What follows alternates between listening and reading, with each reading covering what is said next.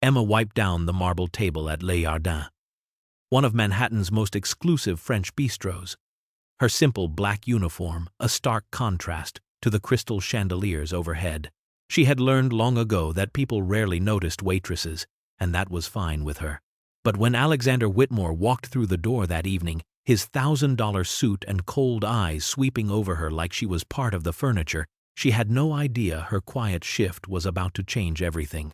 He settled into his booth and began speaking in rapid French to his associates, mocking her appearance, her intelligence, her very existence. Certain that a simple waitress could never understand his cruel words, he never saw it coming.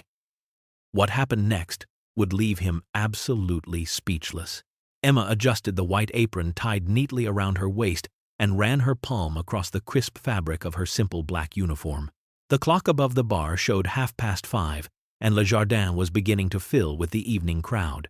The bistro occupied a prime corner of Manhattan's Upper East Side, where rent alone could bankrupt most restaurants, but Le Jardin had thrived for 15 years on its reputation for authentic French cuisine and impeccable service. Crystal chandeliers cast warm light across white tablecloths, and the scent of garlic, butter, and fresh herbs drifted from the kitchen. Emma had worked here for 8 months now, taking the evening shifts that fit around her demanding schedule. She moved through the dining room with quiet efficiency, refilling water glasses and ensuring each table had everything they needed before they had to ask. She never drew attention to herself, never made a show of her service. To the casual observer, she was simply part of the backdrop, as unremarkable as the cream-colored walls or the soft jazz playing overhead. But Emma noticed everything.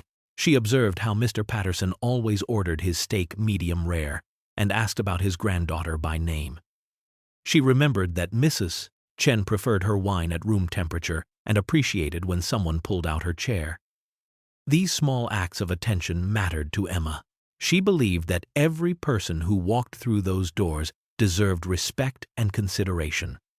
Regardless of whether they tipped $5 or $50, as she approached table 12, her face brightened with genuine warmth.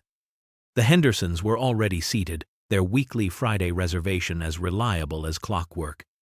"Good evening," Emma said softly, her voice carrying that particular quality of someone who truly meant the greeting. "It's wonderful to see you both again. How was your daughter's recital, Mrs. Henderson?"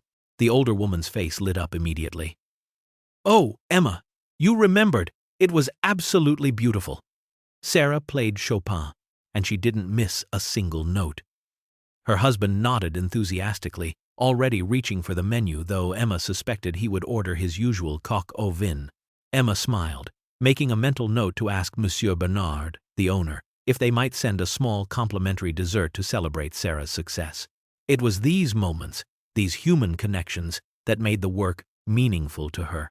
She took their order with care, confirming each detail, then glided back toward the kitchen, unaware that in just 20 minutes, everything would change. Before I continue the story, please subscribe. I need to reach 1,000 subscribers so I can keep bringing you stories like this every day. It's just one click for you, but it means a lot to me.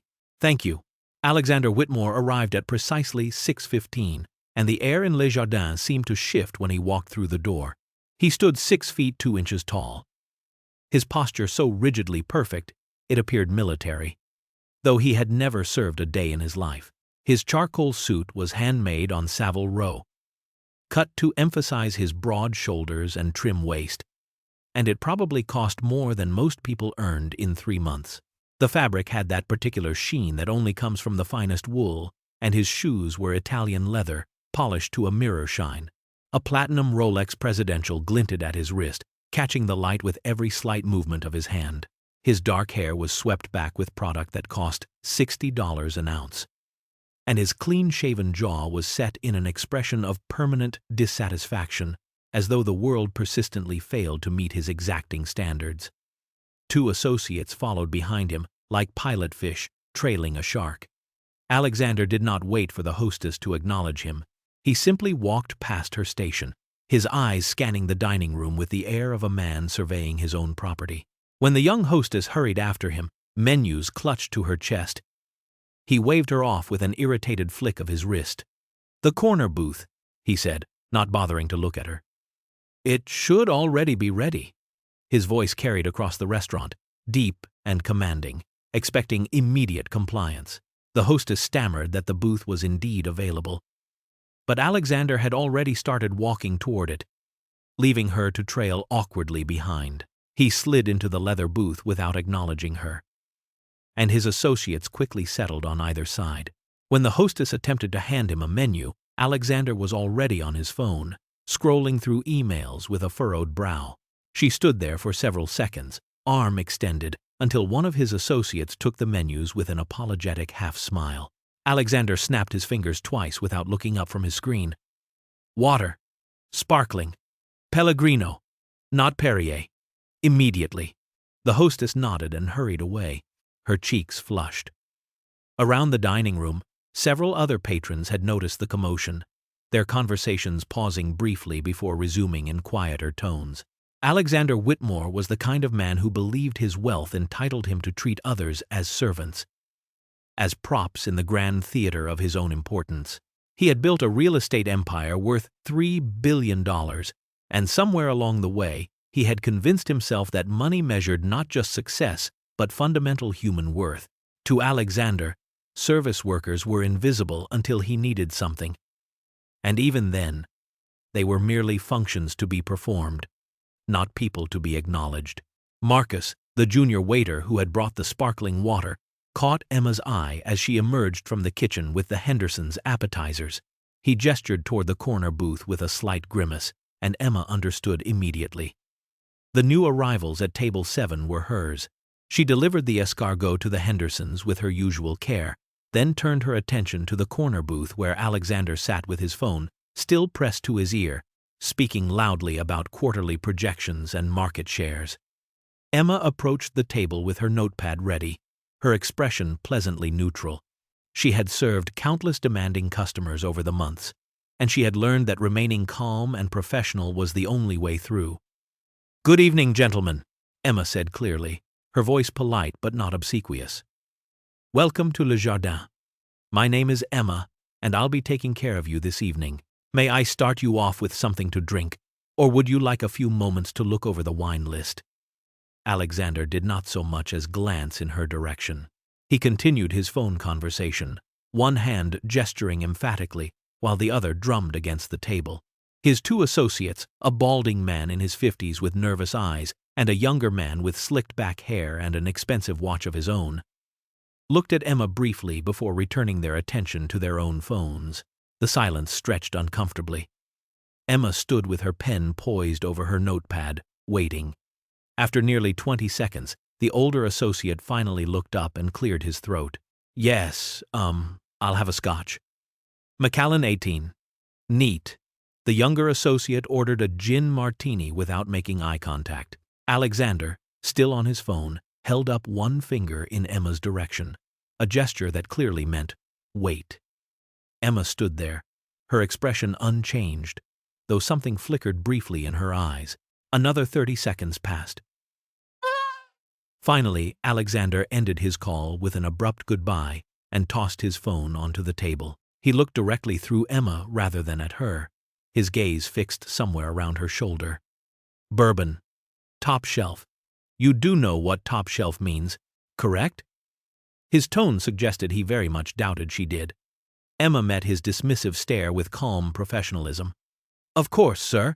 Would you prefer Blanton's, Pappy Van Winkle, or perhaps our Booker's?" Alexander's jaw tightened slightly, as though annoyed she had answered correctly. "Pappy, 23 year. 2 fingers." Emma nodded once, made a note on her pad, and asked if they would like to hear the evening specials. Alexander waved her away without responding, already picking up his phone again. Emma turned smoothly and walked back toward the bar, her shoulders straight and her expression carefully composed. Emma returned to the bar and relayed the drink orders to James, the bartender who had worked at Le Jardin since it opened. He nodded knowingly, having already sized up the corner booth from afar. As Emma waited for the drinks, she could hear Alexander's voice carrying across the dining room. He had switched to French now, and his tone had shifted from merely dismissive to something darker, something mocking. "Regardez cette serveuse." Alexander said to his associates. His voice pitched just loud enough that nearby tables could hear, though presumably not understand. Look at this waitress. Elle a l'air d'avoir acheté son uniforme dans un magasin d'occasion. She looks like she bought her uniform at a thrift store. His older associate chuckled nervously, glancing around to see if anyone was paying attention. The younger one grinned openly, eager to join in his boss's amusement. Alexander continued, warming to his subject. Je parie qu'elle ne sait même pas ce que signifie à la carte. Ces gens travaillent dans des endroits comme celui-ci mais n'ont aucune classe, aucune sophistication. I bet she doesn't even know what à la carte means. These people work in places like this but have no class, no sophistication. Emma stood at the bar, her back to their table, waiting as James poured the Pappy Van Winkle with careful precision. The words drifted over to her, each syllable clear and distinct. Her expression did not change. Her face remained serene, professional, the same pleasant mask she wore for every customer. But her hands, resting on the polished wood of the bar, tightened slightly. Her knuckles went white for just a moment as her fingers pressed against her notepad. James noticed, his eyebrows raising in question, but Emma gave him the smallest shake of her head. Not now. Not yet. Alexander's voice grew more animated, enjoying his own wit. Vous voyez ces chaussures, probablement de Payless, et cette coiffure simple. Elle n'a clairement jamais mis les pieds dans un vrai salon. You see her shoes, probably from Payless. And that simple hairstyle? She's clearly never set foot in a real salon. The younger associate laughed louder now, emboldened by Alexander's confidence. Peut-être qu'elle pense que Chateau Margaux est une marque de parfum bon marché. Maybe she thinks Chateau Margaux is a cheap perfume brand. Alexander's laugh was harsh and sharp. Exactement. Ces gens sont juste des meubles qui bougent. Ils remplissent l'espace mais n'ont rien d'intéressant à offrir. Exactly. These people are just furniture that moves. They fill space but have nothing interesting to offer. Emma picked up the tray with their drinks, balanced it perfectly on her palm, and took one long, steady breath. Then she turned and walked back toward table 7, her face composed and her steps measured, every inch the professional waitress they assumed she was. Emma placed the drinks on the table with practiced precision, setting each glass down without a sound. Alexander did not pause his conversation or acknowledge her presence. He lifted his bourbon, swirled it once, and continued speaking in French as though she were no more sentient than the table itself. Comment quelqu'un d'aussi simple peut-il travailler dans un établissement comme celui-ci?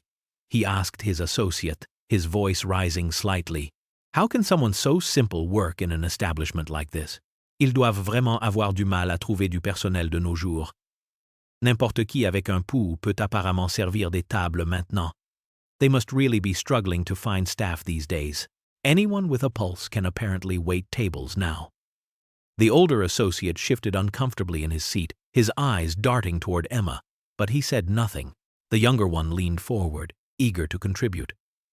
Pensez-vous qu'elle connaît la différence entre Bordeaux et Bourgogne?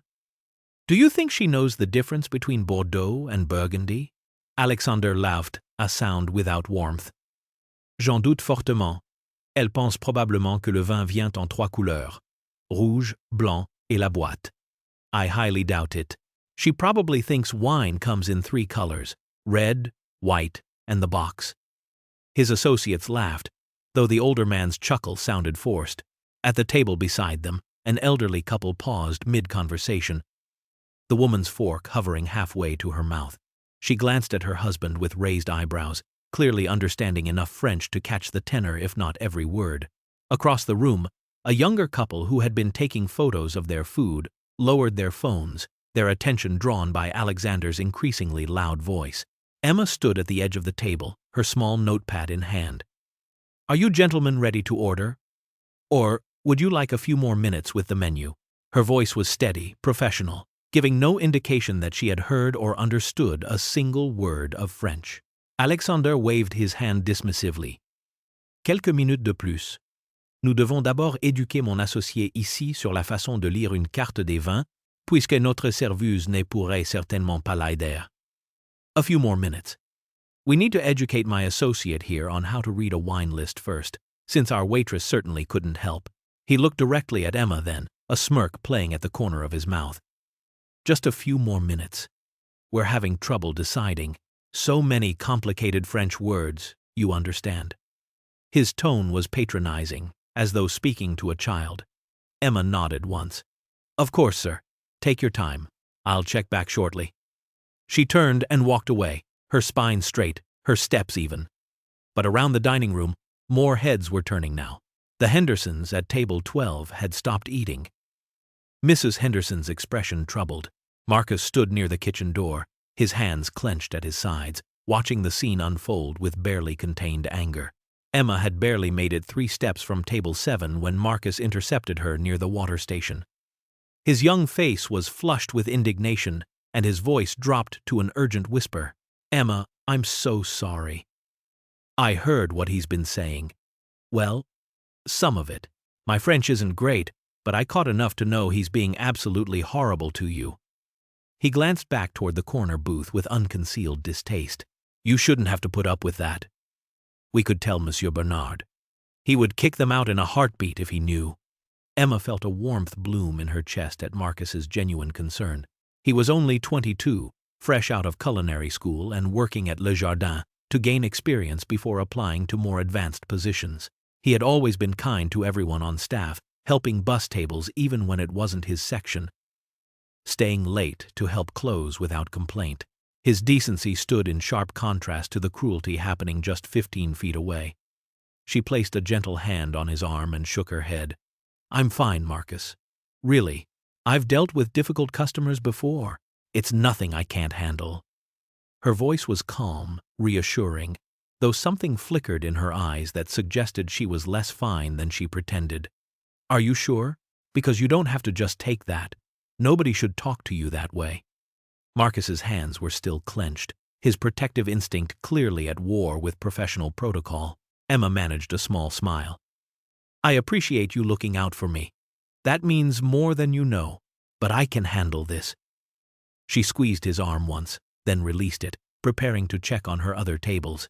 From the corner booth, Alexander's voice cut through the ambient noise of the restaurant, sharp and mocking. Oh, regardes! Les domestiques socialisent! Oh, look, the help is socializing. His associates glanced up from their menus, and Alexander gestured with his bourbon glass toward Emma and Marcus. C'est touchant, vraiment. Deux personnes sans avenir qui se réconfortent mutuellement. Peut être qu'ils planifient leur grande évasion vers une vie de médiocrité légèrement supérieure. It's touching, really. 2 people with no future comforting each other. Perhaps they're planning their great escape to a life of slightly higher mediocrity. The younger associate snorted into his martini. Marcus's head snapped toward the booth, his jaw tight. He might not have understood every word, but the contempt in Alexander's tone was unmistakable. Emma's hand tightened briefly on her notepad again, but her face remained serene. Go check on table 15, she told Marcus quietly. They'll need their check soon. 20 minutes later, Emma delivered their entrees with the same quiet efficiency she brought to every task. Alexander had ordered the duck confit, his older associate the coq au vin, and the younger man the steak frites. She set each plate down with careful precision, describing each dish briefly in case they had questions. Alexander cut her off mid-sentence. Yes, we can see what it is. You may go. He dismissed her with a wave of his hand and immediately turned back to his associates, switching once again to French, as though flipping a switch. The restaurant had grown more crowded now, the dinner rush in full swing. But the atmosphere around table 7 had taken on a peculiar quality. Other diners were becoming increasingly aware that something unpleasant was unfolding in the corner booth. Alexander cut into his duck, took a bite, and spoke with his mouth still half full. Vous savez, les serveuses comme elles sont juste de la décoration, rien de plus. You know, waitress like her are just decoration, nothing more. Elles sont là pour apporter de la nourriture et sourire joliment. On ne leur demande pas de penser. They're there to bring food and smile prettily. We don't ask them to think. His voice had grown louder, emboldened by bourbon and his own sense of superiority. The older associate glanced nervously around the restaurant but said nothing. The younger one laughed enthusiastically, clearly hoping to curry favor. Je me demande si elle sait même lire, Alexander continued, stabbing another piece of duck. I wonder if she can even read. Peut être qu'elle a mémorisé le menu phonétiquement. Vous savez comment sont ces gens. Tout est une question d'apparence, jamais de substance. Maybe she memorized the menu phonetically. You know how these people are. It's all about appearance, never substance. The younger associate nearly choked on his wine, laughing. Elle a probablement un quotient intellectuel inférieur à la température de ses vins. She probably has an IQ lower than the temperature of this wine. Their laughter rang out across the dining room, sharp and cruel. The elderly couple at the adjacent table had stopped eating entirely now, the woman's face pinched with disapproval. A businessman dining alone lowered his newspaper, watching the corner booth with narrowed eyes. The younger couple who had been taking food photos had their phones out again, but they were no longer photographing their meals. The entire restaurant seemed to hold its breath, conversations dropping to whispers as more and more patrons became aware of the spectacle. Emma stood near the kitchen door, her tray balanced against her hip, her expression unchanged. But anyone watching closely would have seen her chest rise and fall with one deep, steadying breath. Emma returned to table 7 after giving them sufficient time to taste their food. It was standard practice to check on diners a few minutes after their meals arrived, ensuring everything was cooked properly and nothing was needed. She approached the table with the same professional composure she had maintained all evening, her face a mask of polite attentiveness. How is everything this evening, gentlemen? Is the duck prepared to your liking? Alexander did not look up from cutting his meat. He simply grunted something non-committal and took another sip of his bourbon. The older associate nodded briefly, his eyes not quite meeting hers, and murmured that everything was fine. The younger one ignored her entirely, scrolling through his phone with one hand while eating with the other. Emma was about to turn away when Alexander spoke again in French, his voice carrying that same mocking edge it had held all evening. Quelle sera sa vie dans 10 ans? Vous pensez? He asked his companions. What will her life be like in 10 years, do you think? Toujours en train de servir des tables, probablement. Peut être avec quelques enfants accrochés à ses jupes, travaillant 2 emplois juste pour survivre. Still waiting tables, probably. Maybe with a few kids clinging to her skirts, working 2 jobs just to survive.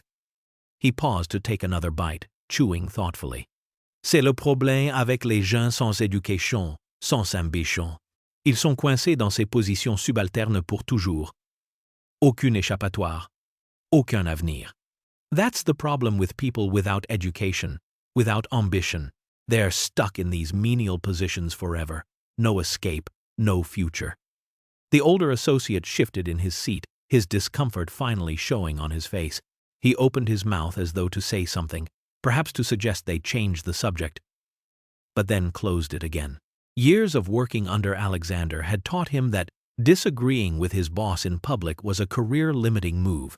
The younger associate, however, showed no such hesitation. Au moins elle a un travail, he said with a cruel laugh. At least she has a job. C'est mieux que ce à quoi la plupart des gens comme elle peuvent aspirer. That's better than what most people like her can hope for. Emma stood perfectly still, her notepad clutched in her hand. Her face betrayed nothing, no flicker of emotion, no hint of understanding. But her chest rose slowly, deeply, as she drew in air through her nose and released it gradually through slightly parted lips. It was the breath of someone exercising enormous self-control, someone counting silently to 10 before responding to provocation. Alexander set down his fork and gestured to Emma, snapping his fingers twice to get her attention even though she was standing right beside the table. We need wine recommendations, he announced in English, but his words came out slowly, each syllable exaggerated as though he were speaking to someone with a learning disability. For the main course, do you understand what I am asking? He tilted his head, his expression one of exaggerated patience, as though explaining something extraordinarily complex to a small child. Emma nodded once, her voice even. Of course, sir. For the duck confit, I would suggest a Pinot Noir from Burgundy, perhaps a Gevrey Chambertin. The earthiness complements the richness of the duck beautifully. For the coq au vin, a red Burgundy or a Côtes du Rhône would pair well, and for the steak, a bold Bordeaux, perhaps a Paubiac or Saint-Julien. Alexander stared at her for a moment, clearly surprised by the specificity of her answer, but he recovered quickly. He turned to his associates and switched immediately back to French, his voice dripping with disdain. Écoutez-la réciter les mots du menu comme un perroquet, he said with a smirk. Listen to her recite the words from the menu like a parrot. Je parie qu'elle ne pourrait pas vous dire la différence entre ces vins, même si sa vie en dépendait. I bet she couldn't tell you the difference between these wines if her life depended on it. The younger associate leaned back in his chair, grinning.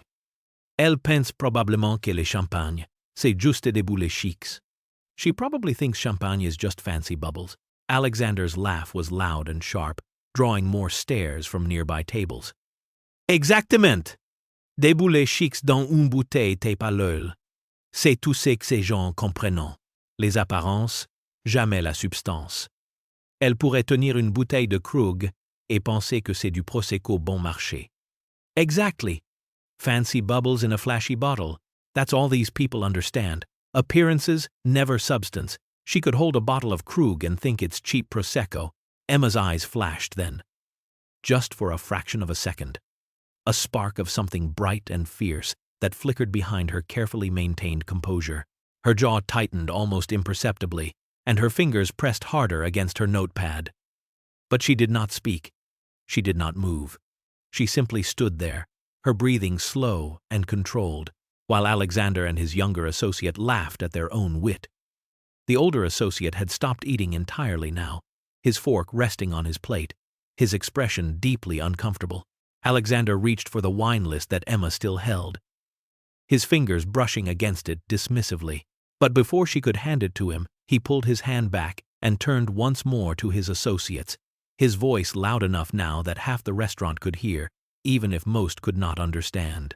Vous voyez, c'est le problème fondamental avec les gens comme elle, he declared, gesturing vaguely in Emma's direction, as though she were an abstract concept rather than a human being standing 3 feet away. You see, this is the fundamental problem with people like her. Ils ne sont capables que de service sans réflexion. Apporter des assiettes, remplir des verres, sourire sur commande. Ce sont des automates humains, programmés pour des tâches simples mais incapables de pensée critique ou de compréhension réelle.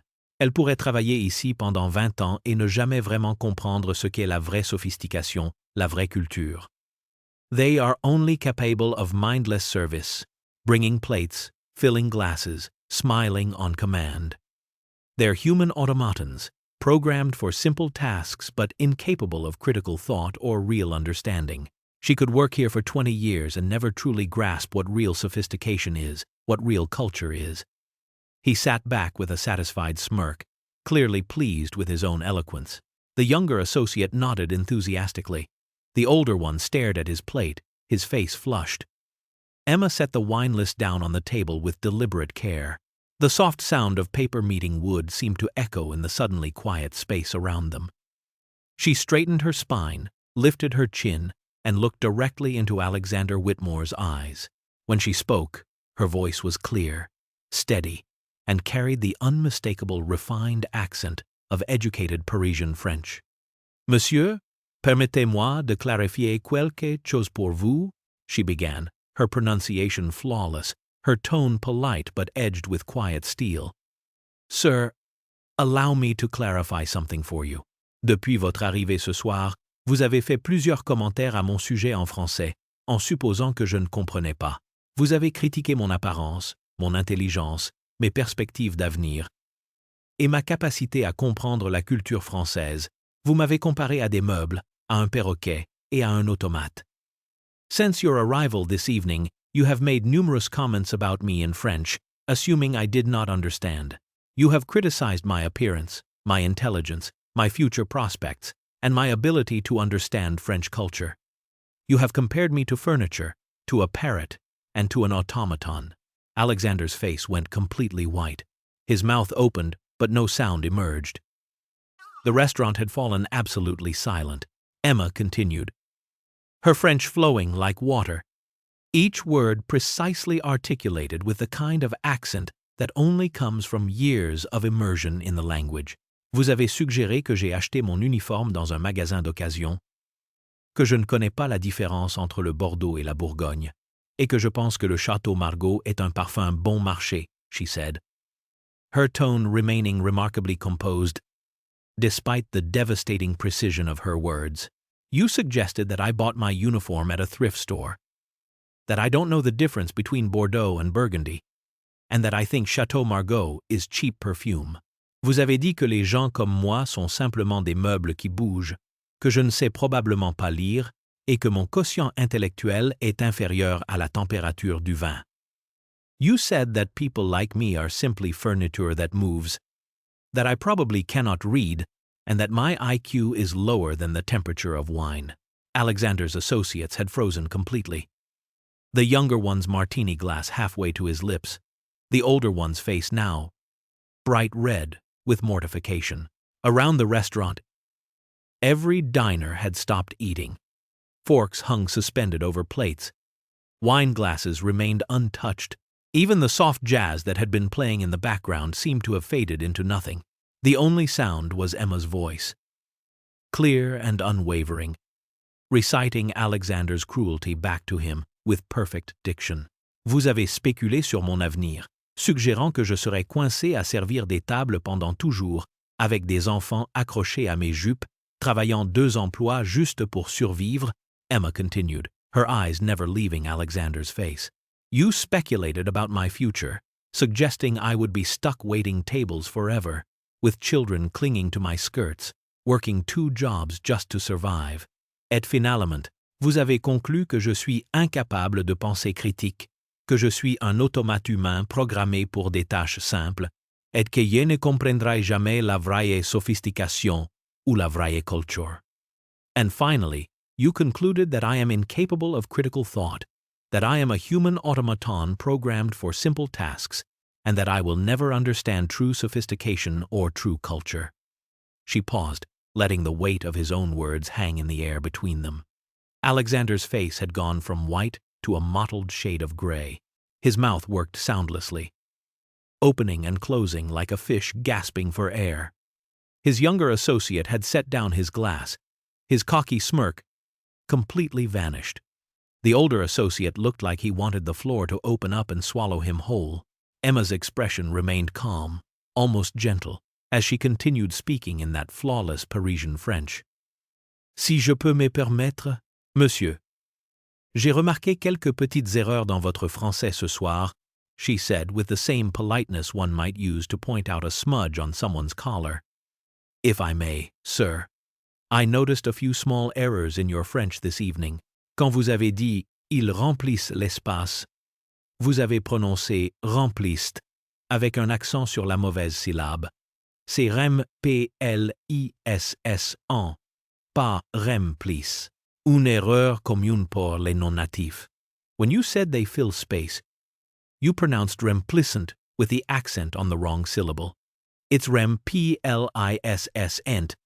not remplissant, a common mistake for non-natives. Alexander's jaw clenched, a muscle twitching visibly in his cheek. Emma continued without pause, her tone remaining academic, almost professorial.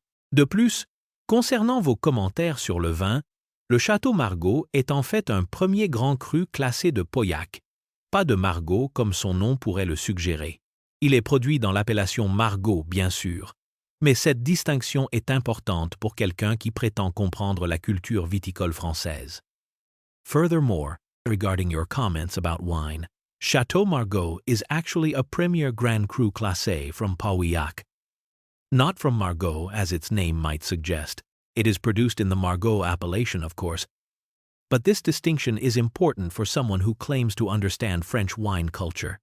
She gestured gently toward the wine list, still sitting on the table. Et puisque nous parlons de vin, permettez-moi de corriger votre suggestion concernant le champagne. Le terme légal champagne ne peut être utilisé que pour les vins effervescents produits dans la région de Champagne, selon la méthode champenoise. Le krug que vous avez mentionné est effectivement un champagne prestigieux, mais votre comparaison avec le Prosecco démontre une incompréhension fondamentale. Le Prosecco utilise la méthode Charma, une fermentation en cuve, tandis que le champagne utilise une fermentation en bouteille. Ce sont des processus entièrement différents, produisant des profils de saveurs distincts. And since we're discussing wine, allow me to correct your suggestion about champagne. The legal term champagne can only be used for sparkling wines produced in the Champagne region using the méthode champenoise. The krug you mentioned is indeed a prestigious champagne. But your comparison to Prosecco demonstrates a fundamental misunderstanding. Prosecco uses the Charmat method, a tank fermentation, while champagne uses bottle fermentation. These are entirely different processes producing distinct flavor profiles. Alexander's face had drained of all color now, leaving him an ashen gray. His hands gripped the edge of the table, knuckles white. Around the restaurant, several diners leaned forward, transfixed by the quiet devastation unfolding before them. Emma paused, her gaze sweeping across the dining room, taking in the dozens of faces now watching intently. She switched seamlessly to English, her voice carrying clearly through the hushed restaurant. For those of you who may not speak French, I think it's only fair that you understand what has been happening at this table this evening, she said, her tone remaining remarkably even, almost conversational.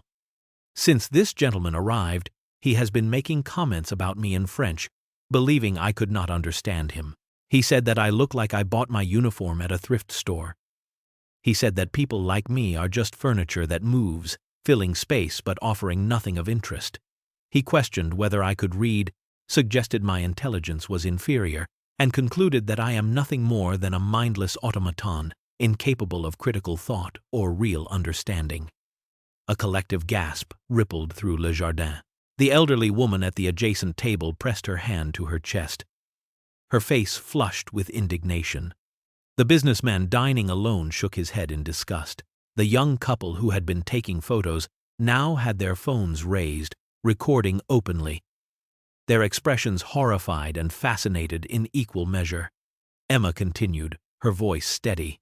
He speculated about my future, suggesting I would spend my life stuck in menial positions, perhaps with children clinging to my skirts, working multiple jobs just to survive. He laughed about this with his associates. He mocked my appearance, my prospects, and my humanity, all while I stood here serving him with courtesy and professionalism.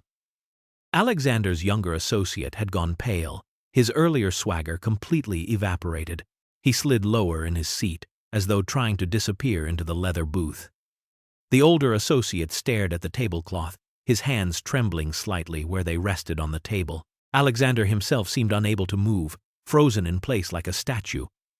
His mouth slightly open, his eyes wide with something between shock and dawning horror. Around the restaurant, at least 5 phones were now visible.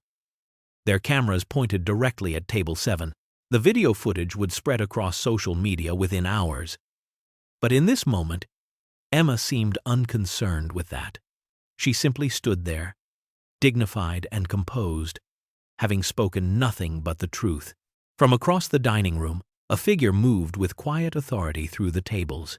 Monsieur Bernard was a man in his early 60s, with silver hair, a neatly trimmed beard, and the bearing of someone who had spent his entire life in fine dining. He had opened Le Jardin 15 years ago after working in Michelin-starred restaurants in Lyon and Paris, and his reputation for maintaining both excellence and dignity in his establishment was unimpeachable. He had been standing near the kitchen door for the past 10 minutes, arms crossed, watching the scene unfold with growing displeasure. Now he approached Table 7 with measured steps, his expression stern but controlled.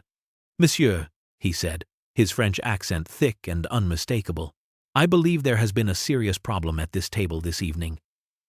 Alexander seemed to shake off his paralysis, his face flushing red now as anger replaced shock. He recognized an opportunity to reassert control, to transform his humiliation into righteous indignation. He stood abruptly, his chair scraping loudly against the floor. "There certainly has been a problem," Alexander said, his voice rising.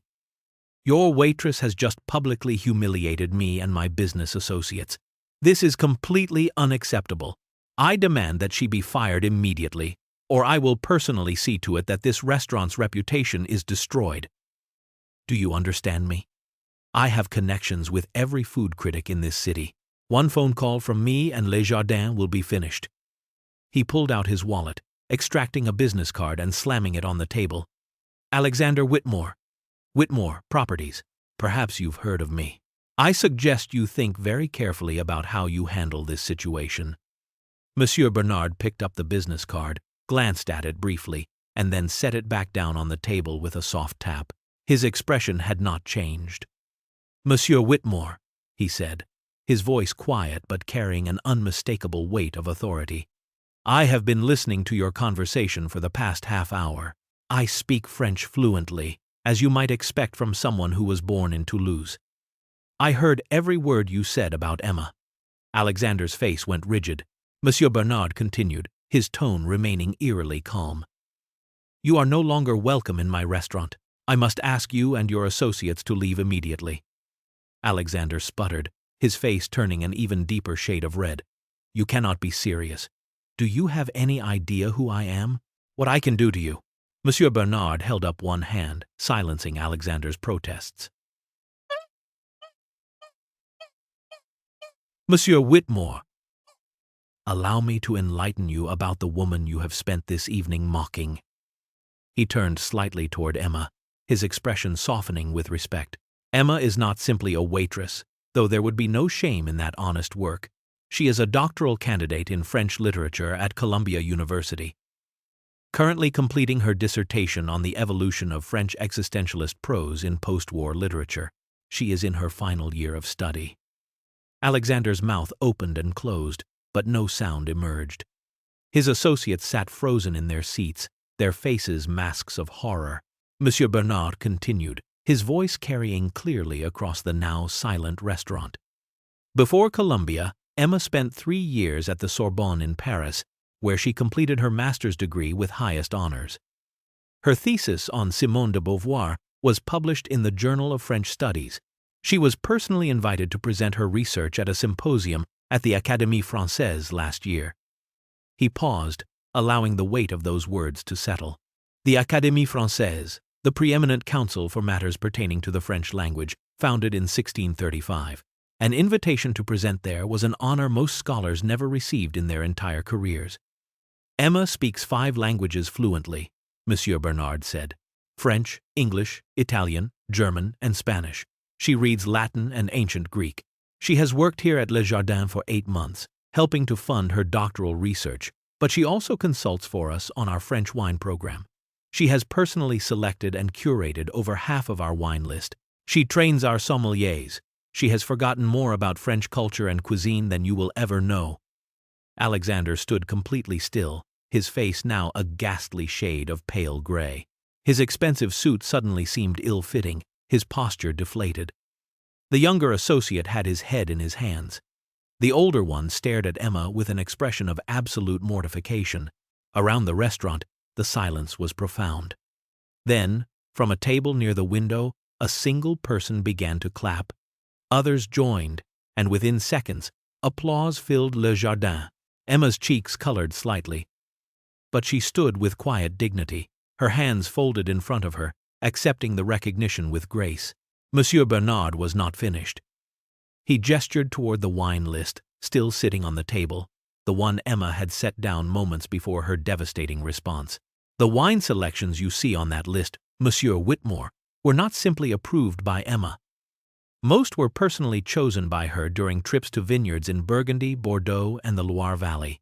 She has relationships with winemakers that took her years to cultivate. She understands terroir, vintage variations, and food pairings at a level that sommeliers with decades of experience struggle to achieve." He picked up the list and ran his finger down the page. "The Gevrey Chambertin she recommended for your duck. She selected that specific vintage after tasting it at the Domaine. The winemaker's daughter is her friend from her time at the Sorbonne. The Pobouillac you dismissed? She negotiated directly with the chateau to get us an allocation that restaurants 3 times our size cannot obtain." Emma remained quiet, her expression humble despite the praise. She had never sought recognition for her work, never demanded that customers know her credentials. She had simply done her job with dedication and treated every person with respect, regardless of whether they knew her background or not.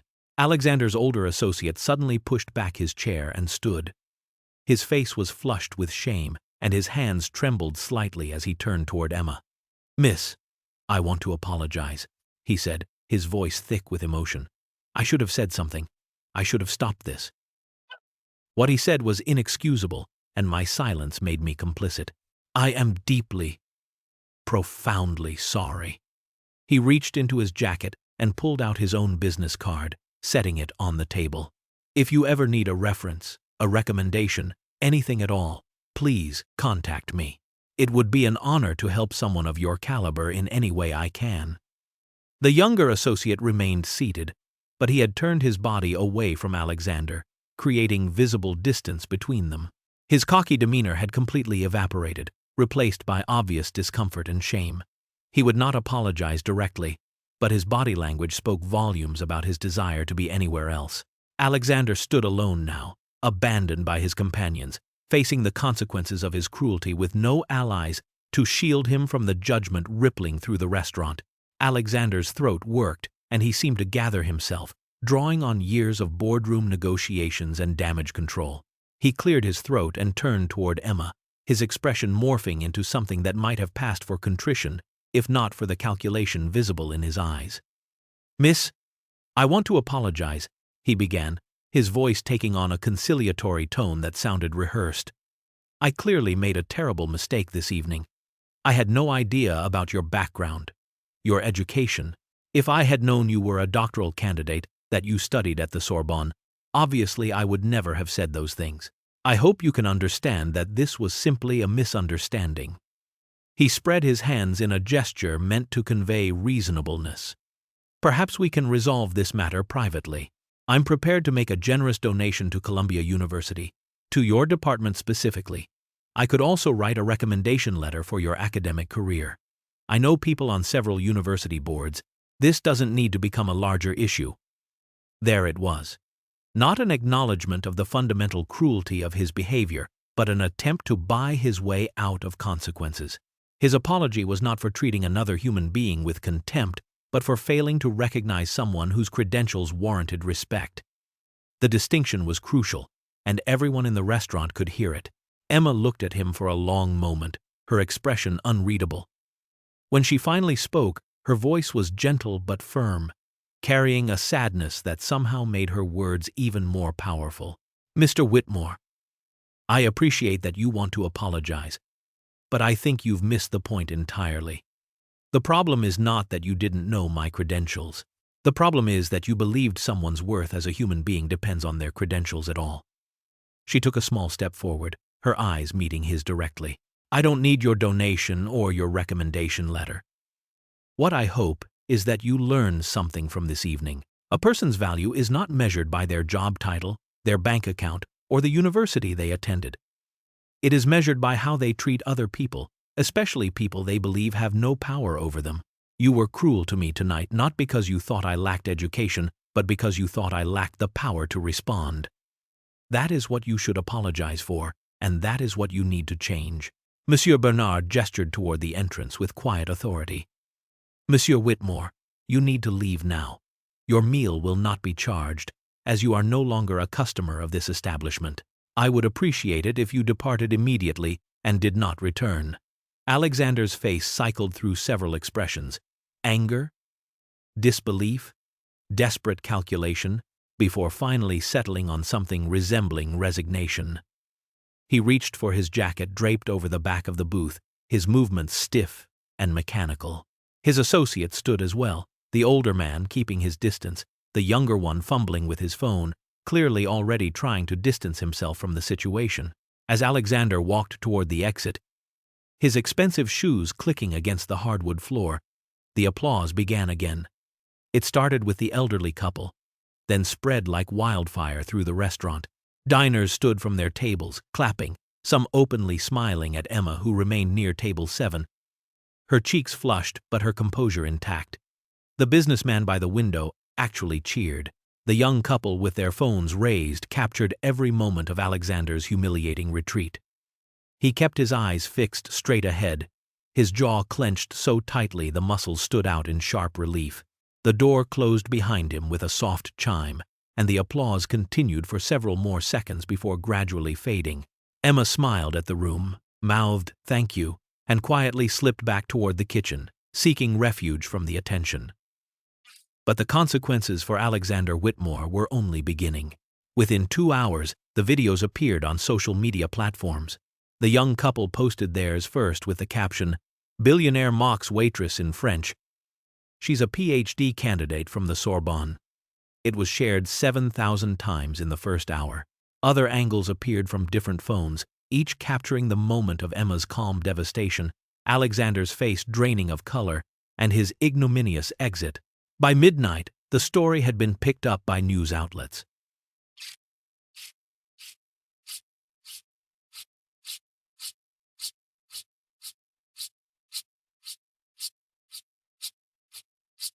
By morning, it was trending nationwide. Alexander's business partners at Whitmore Properties began receiving calls from investors expressing concern.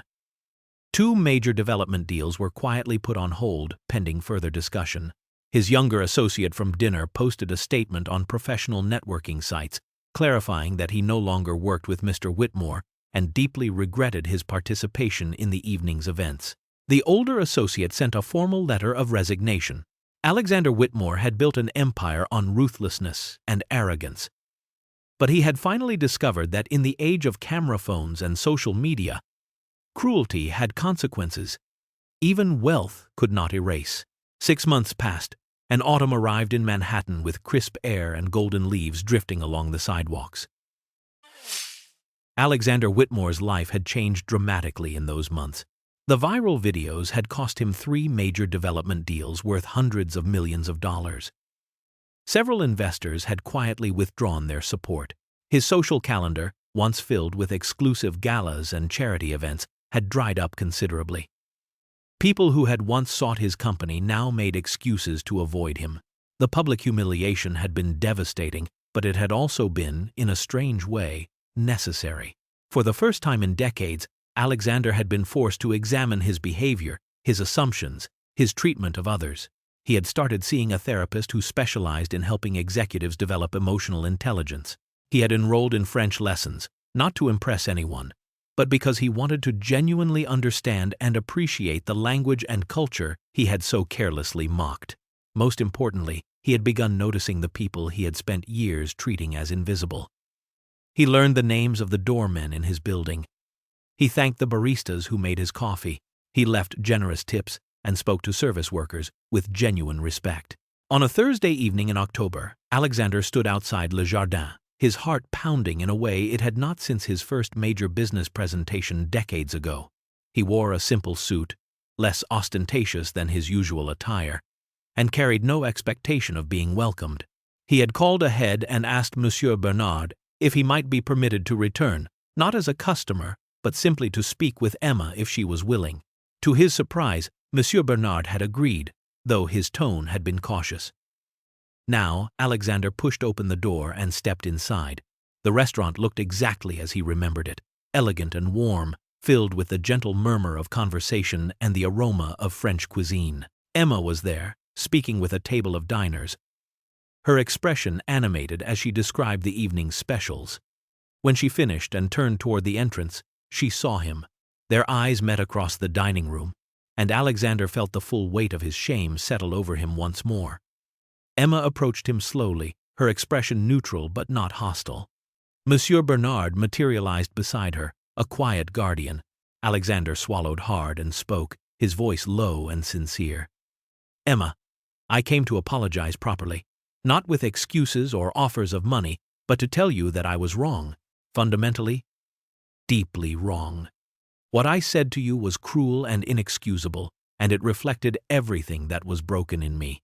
I have spent these past 6 months trying to become a better person, and while I know that does not erase what I did, I wanted you to know that your words changed me. Worth is not measured by titles or wealth, but by how we treat others. I am learning that lesson every day, and I will continue learning it for the rest of my life. I do not expect your forgiveness, but I wanted you to know that I am truly, deeply sorry." Emma studied his face for a long moment, and then she smiled, a small but genuine expression of warmth. "Mr. Whitmore, I accept your apology. Growth is always possible, and it takes courage to admit when we have been wrong. I hope you continue on this path, not for me, but for yourself and everyone you encounter." She extended her hand, and Alexander shook it, his eyes bright with emotion he did not try to hide. Emma defended her dissertation on a bright spring morning at Columbia University, her years of research and dedication culminating in a successful defense that earned her the title of doctor. Her committee praised her work on French existentialist prose as groundbreaking, and several academic journals expressed interest in publishing portions of her research. She accepted a prestigious postdoctoral fellowship that would allow her to continue her work while teaching undergraduate seminars on French literature. Le Jardin continued to thrive, its reputation enhanced rather than damaged by the viral incident. Monsieur Bernard had framed Emma's doctoral diploma and hung it discreetly near the bar, a quiet testament to the caliber of people who worked in his establishment. The wine program Emma had developed became renowned throughout Manhattan, with reservations booked weeks in advance. Marcus, the kind junior waiter who had stood up for Emma that fateful evening, was promoted to assistant manager. His compassion and dedication had not gone unnoticed, and Monsieur Bernard believed in rewarding character as much as competence. Marcus flourished in his new role, training incoming staff not just in the mechanics of service, but in the philosophy of treating every person with dignity and respect. The lesson of that evening in October had rippled outward in ways no one could have predicted, touching lives and changing perspectives far beyond the walls of one French bistro. Alexander Whitmore continued his journey toward becoming a better person, stumbling sometimes but persisting, learning that transformation is not a single moment but a daily choice. So what can we learn from Emma's story? How often do we judge people based on their appearance, their job, their circumstances, without knowing anything about who they really are? Have you ever dismissed someone as unimportant only to discover they possessed depths you never imagined? Have you treated service workers, cashiers, cleaners, or waitstaff as invisible, forgetting that they are human beings with dreams, education, talents, and stories as rich as your own? Emma's dignity in the face of cruelty reminds us that true strength is not found in wealth or status, but in character. Her knowledge could not be seen in her simple uniform, just as a person's worth cannot be measured by outward appearances. The next time you interact with someone in a service position, remember that you do not know their story. They might be funding their education, supporting their family, pursuing their passion, or simply doing honest work that deserves respect. Treat every person you encounter with kindness and dignity, because everyone you meet is fighting battles you know nothing about, carrying dreams you cannot see, and deserving of basic human respect regardless of their position in life. Have you ever witnessed someone being treated poorly because of their job? Have you ever stood up for someone the way Marcus did, or remained silent when you should have spoken? Share your experiences, your thoughts, your own moments of realization, because these conversations matter, and these lessons need to be learned and relearned in every generation.